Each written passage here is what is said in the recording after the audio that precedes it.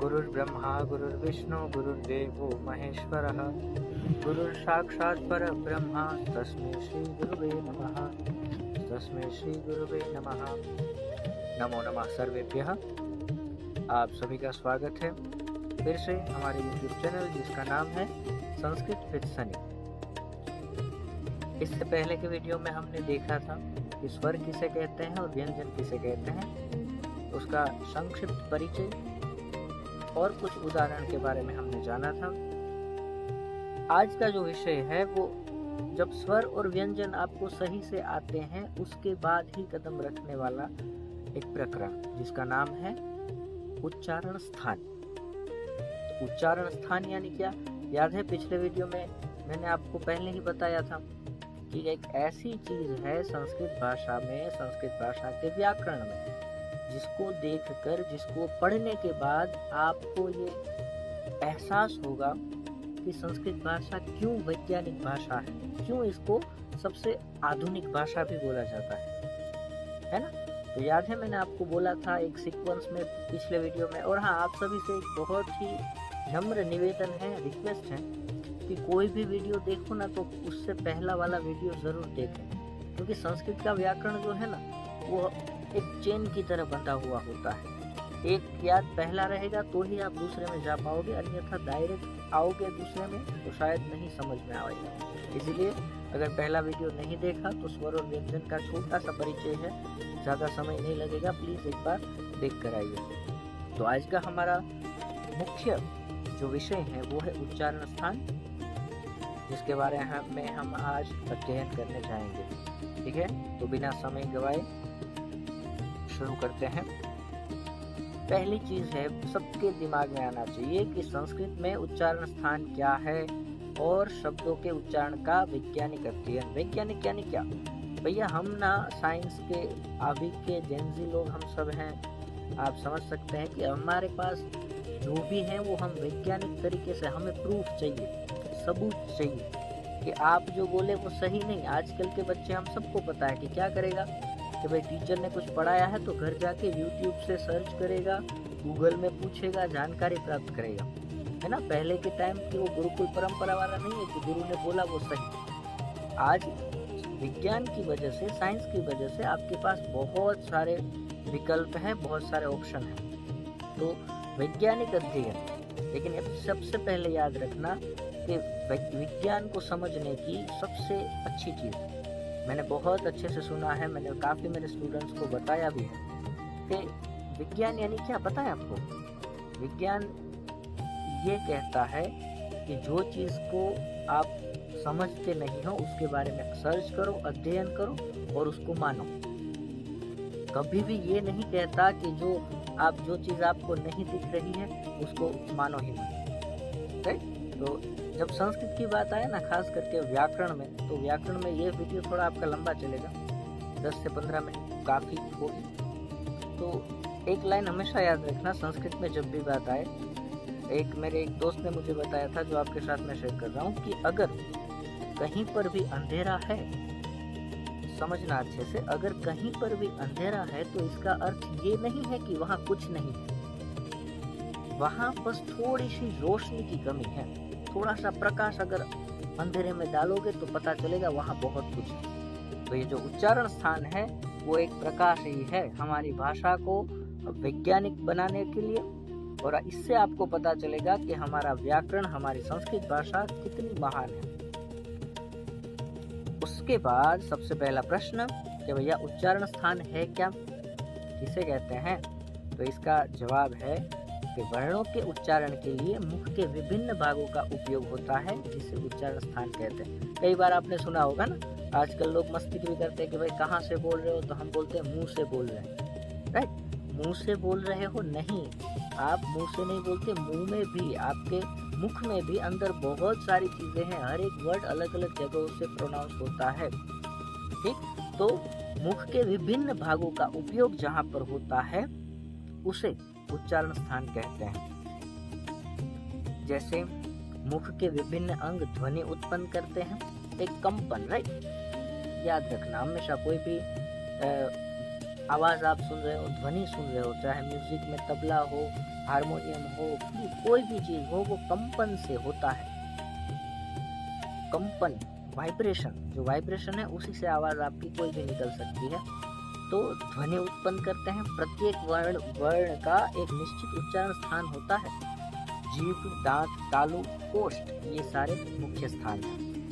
ठीक है, हम आगे पढ़ेंगे। क्या है कि आप कुछ भी बोलते हो तो वो एक पर्टिकुलर जगह से बोल पाते हैं, अदरवाइज नहीं बोल पाते। कोई वैसे वर्ड होते हैं, हम देखते हैं कि कोई लोग होते हैं जो बहुत ज्यादा हकलाते हैं, कोई बोलने में थोड़े तोतले होते हैं, ठीक से नहीं बोल पाते। तो उसके पीछे का रीजन क्या है, ये डॉक्टर को बताएंगे, वो बताएंगे, लेकिन हमें पता करना हो तो क्या। तो इसके लिए भी आपका ये रहा जवाब आपके सामने। जैसे पहला है, देखो आप देख सकते हो कि मुख की संरचना कैसी होती है। आपके पास ना ये बहुत अच्छी एक पीडीएफ है, हमारे छात्रों ने ही बनाकर मुझे दी है, जिससे मैं आपको और अच्छे से आप समझ पाओ। तो आप देख सकते हो पूरा मुंह हमारा जो होता है उसका पूरा शेप है। तो प्रमुख स्थान कौन कौन से हैं, तो बोले तालु, कठोर तालु, कंठ यानी गला, मूर्धा यानी मस्तक वाला भाग यानी कि ऊपर का हिस्सा, दंत यानी आपके दांत, ओष्ठ यानी होंठ, और नासिका यानी कि हमारा नाक। अब सबसे पहले बात करते हैं भैया कंठ की। तो कंठ की इसके उच्चारण वर्ण कौन कौन से हैं, ये बहुत ज्यादा एग्जाम में पूछा गया है। इवन नेट के एग्जाम में, जीसेट के एग्जाम में ये क्वेश्चन बहुत जगह सभी को मिला गया है। तो गले से उच्चारित वर्ण भैया क, ख, ग, घ, ग, ये 5 वर्ण जैसे ही आप बोलोगे तो आप फील कर पाओगे कि ये आवाज जो है वो गले से आ रही है। राइट, ये वीडियो जब देखो ना, एक लाइव क्लास है हमारा, इसको आप खुद भी फील करना।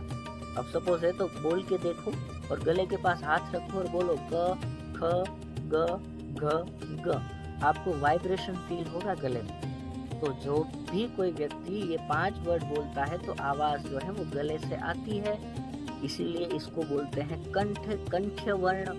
राइट, इन 5 वर्णों को कंठ्य वर्ण कहते हैं। उसके बाद सेकंड वाला भैया ये रही हमारा तालु। तालु यानी कौन, तो बोले दांत के ऊपर वाला हिस्सा।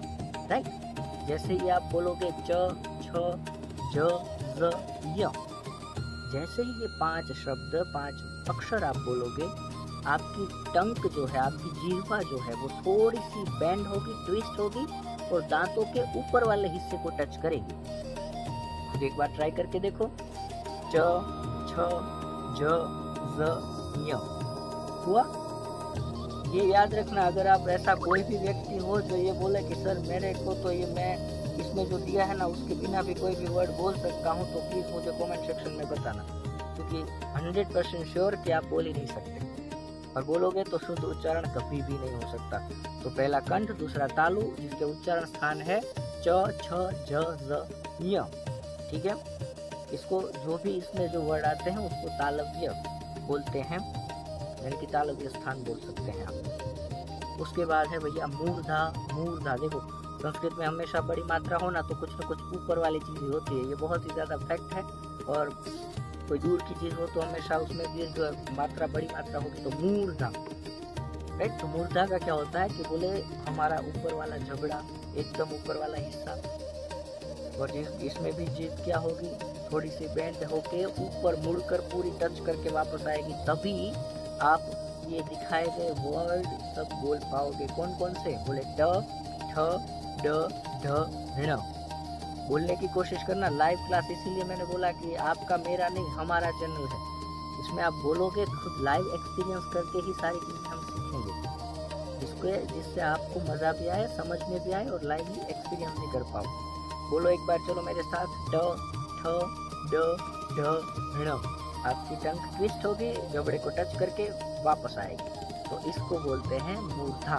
ठीक है, उसके बाद है दंत, अर्थात आपको पिक्चर दिख रहा है, दंत यानी होता है दांत। ठीक है, दांत। तो भैया कौन कौन से वर्ण हैं जो दांत, अब आपको, आपने कई बार देखा होगा कि कोई वर्ड जिसके दांत नहीं होते ना वो ठीक से बोल नहीं पाते। तो आप नोटिस करना कभी भी कि जिसको भी दांतों का प्रॉब्लम होगा, आगे वाले दांत नहीं होंगे, वो व्यक्ति ये 5 वर्ड बोलने में उसको परेशानी हमेशा होगी। कौन कौन से, तो बोले त, थ, द, ध, न। ये 5 वर्ड है जिसका स्थान ही है दंत। स्थान मतलब घर, आप घर समझो। मेरा घर है तो मैं कहीं भी जाऊं लौट कर मेरे घर को आऊंगा। अगर मेरा घर ही नहीं है तो समस्या होगी ना। ठीक वैसे ही तो खुद बोल के एक बार चलो ये ट्राई कीजिए। त, थ, द, ध, न। हुआ टच?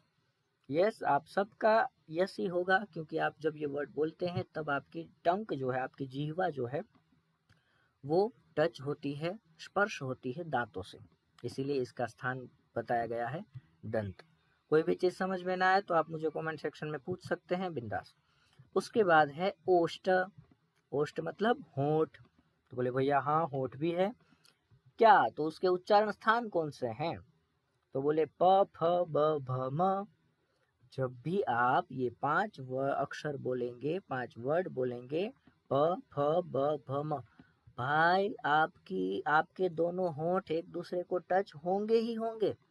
आप कुछ भी करो, आपके होंठ टच होंगे तभी आप ये 5 शब्द अक्षर बोल पाओगे, अदरवाइज नहीं बोल पाओगे। कोशिश करके देखो। कोई अगर अभी आप, मुझे पता है आप ट्राई करके बोलने की कोशिश करोगे, होठों को ऊपर करने की कोशिश करके बोलोगे, बट सही से प्रोनाउंस नहीं होगा। इसीलिए दोनों होठ परफेक्ट है तभी आप प, फ, ब, भ, म बोलेंगे। और जब भी आप ये 5 वर्ड बोलते हैं तब हमारे दोनों होंठ जो हैं वो आपस में मिल जाते हैं। उसके बाद कोई कोई होते हैं जो दो दो जगह से बोले जाते हैं, मतलब एक ही चीज में दो दो चीजें ऐड होती है, जैसे कंठ तालु, जैसे स्वर है ए, ऐ। ये जब आप बोलते हैं तो गला और तालु दोनों का यूज होता है। ठीक है। उसके बाद कंठोष्ठ, कोई कोई वर्ड स्वर जो है वो गला और होठ दोनों से बोले जाते हैं, जैसे ओ और औ। ओ, औ जब आप बोलते हैं तब आपके गले में भी कंपन आएगा और होंठ को भी थोड़ा आपको बेंड करना पड़ेगा या मिलाने की कोशिश करनी पड़ेगी। उसके बाद है दंतोष्ठ, दांत और होंठ से बोले जाने वाले वर्ण। तो बोले व एक मात्रा है। जब आप व बोलते हैं तब दांत और ओष्ठ दोनों से उच्चारित होता है, और दांतों को और निचले ओष्ठ के संपर्क से यह वर्ण बनता है, व जैसे ही आप प्रोनाउंस करेंगे। उसके बाद है नाक के माध्यम नासिका। अब कोई कोई वर्ण देखो पहले भी नासिका था, क, ख, ग, घ, ङ, च, छ, ज, य, राइट, बट ये नासिका जो है इसका भी प्रयोग हम जानेंगे। कोई कोई वर्ण होते हैं। अब थोड़ा सा समझ लेते हैं समरी की क्या है, क्योंकि ज़्यादा लंबा वीडियो बनाकर मुझे आपका समय बर्बाद नहीं करना है, क्योंकि ये बहुत ज़्यादा बड़ा टॉपिक है, इसके ऊपर हम बहुत ज़्यादा टाइम लेकर क्लास ले सकते हैं, बट अभी आपके पास भी समय कम है, हमारे पास भी समय कम होगा, इसलिए छोटा सा वीडियो। तो समरी आपके सामने ये रही, उच्चारण स्थान एवं सारणी। तो बोले आपको ना एक ही बार में सारी चीजें बता दी कि किया भैया, तो कंठ के कौन है, तो बोले क, ख, ग, घ, ङ, तालु च, छ, ज, ज, य, मूर्धा ट, ठ, ड, ढ, ण, दंत यानी कि त, थ, द, ध, न, ओष्ठ प, फ, ब, भ, म, फिर नासिका ग, ञ, ण, न, म, राइट। ये अलग अलग वर्ड है। इसके बाद भी होते हैं य, र, ल, व। ये जो 4 वर्ड हैं उसको बोलते हैं अंतस्थ व्यंजन।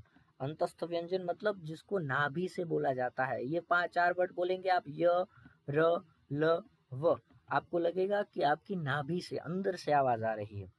उसके बाद है श, स, श, ह। ये 4 वर्ड, इसको बोला जाता है ऊष्म वर्ण। ऊष्म का अर्थ होता है गर्म। तो हाथ आगे रखो मुंह के पास और बोलो श, श, श, ह। तो आपको पता चलेगा कि ये बोलते वक्त आपके मुंह से गर्म हवा बाहर आती है। ठीक है, आ गया समझ में? अब आपको याद होगा, मैंने इससे पहले वाले वीडियो में कुछ क्वेश्चन पूछे थे। एक क्वेश्चन सबसे बड़ा, जब मैंने व्यंजन पढ़ा रहा था तब मैंने आपसे किया था कि आपको याद है ये ऐसा ही सीक्वेंस क्यों होता है भैया, कि क के बाद ख, ख के बाद ग, ग के बाद घ, ऐसा क्यों?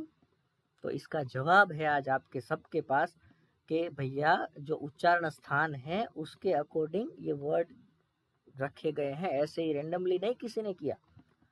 क के बाद ख, ग, घ, ग इसलिए है क्योंकि ये 5 वर्ड जो है वो एक ही जगह से बोले जाते हैं। बाद में च, छ, ज, ज, य है वो एक ही जगह से बोले जाते हैं, इसीलिए ये सीक्वेंस है। अब जब कोई पूछे आपको कि भैया क के बाद ख क्यों, तो आई होप आपके पास एक बहुत ही अच्छा जवाब उन सब के लिए रेडी होगा।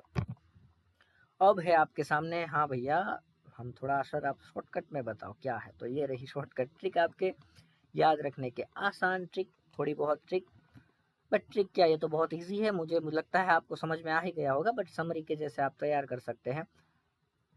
क ख ग यानी कि कंठ जैसे कमल, च छ ज तालु जैसे चांद, ट ठ ड मूर्धा जैसे टमाटर, त थ द दंत जैसे तारा, ठीक है।